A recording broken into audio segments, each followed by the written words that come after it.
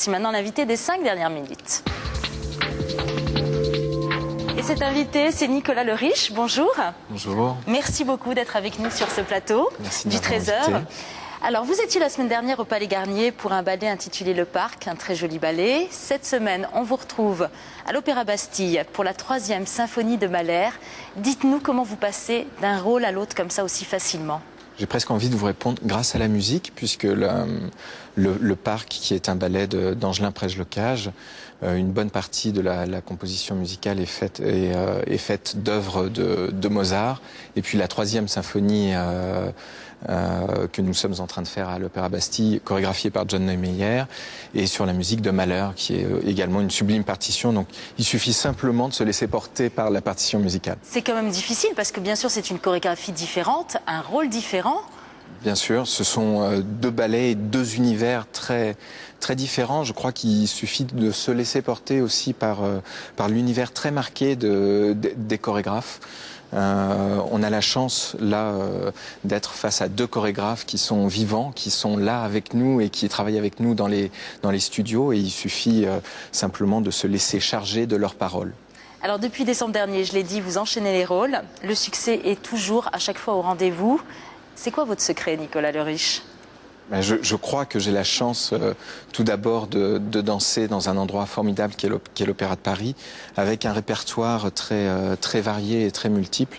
Il faut savoir qu'aujourd'hui, nous avons une programmation qui est très équilibrée en ce qui concerne les œuvres dites modernes, contemporaines, et les œuvres dites de répertoire.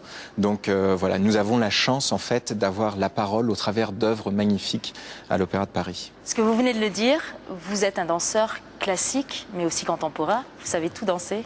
Oui, alors souvent j'aime bien dire que classique et contemporain, en fait, pour moi, il n'y a pas de limite, puisque les œuvres dites du répertoire, nous les dansons aujourd'hui. Donc, dans la simple terminologie, on les danse d'une manière contemporaine.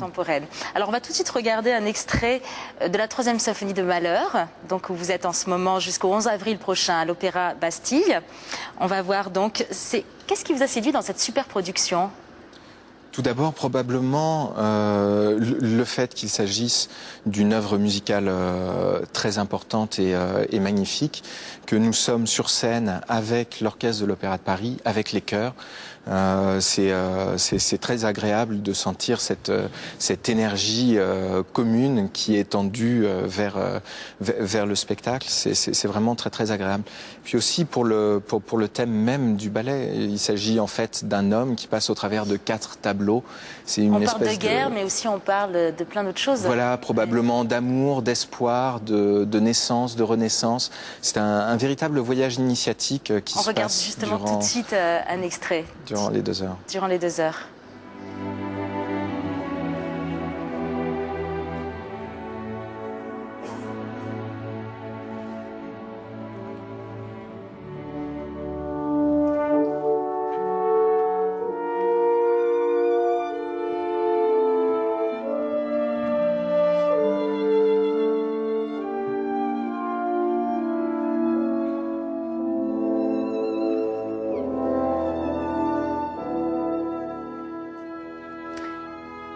Donc la 3e symphonie de Mahler.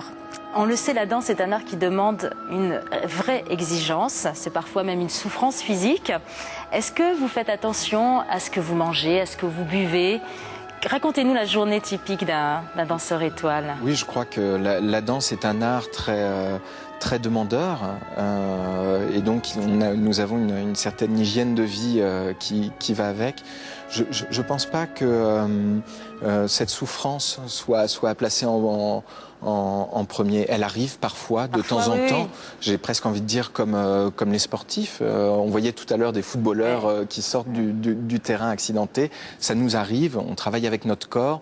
On essaye tous les jours, vous travaillez tous les jours avec votre corps. On essaye de le pousser le plus loin possible. Là, dans l'extrait que vous avez vu, qui est l'Adagietto de Mahler, on le voit. On essaye que les portées soient très fluides, qu'ils soient très lents, on essaye de jouer avec le temps.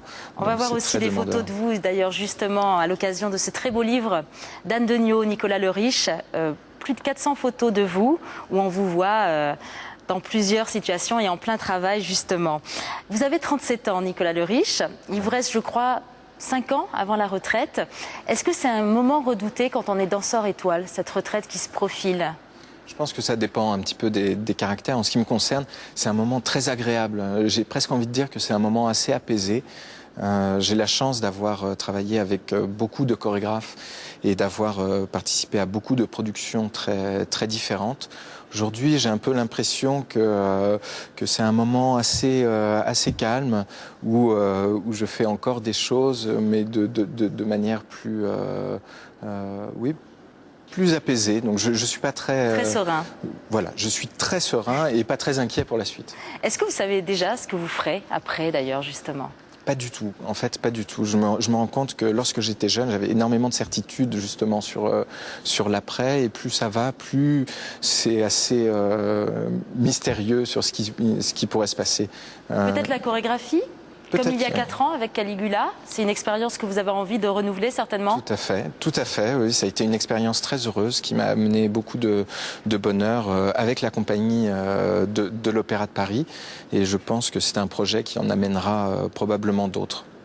Quel conseil vous donneriez à toutes les jeunes filles ou les jeunes garçons qui nous regardent et qui veulent à tout prix rentrer à l'opéra ?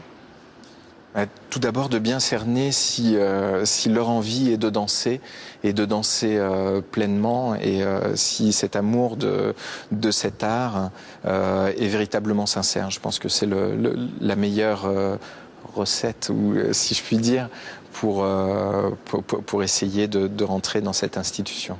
Une dernière question rapidement. Quel regard vous portez sur la danse ? Est-ce que vous pensez que la danse se porte bien aujourd'hui en France ? Oui, je pense que l'une des forces de la danse aujourd'hui, c'est que c'est un art vivant.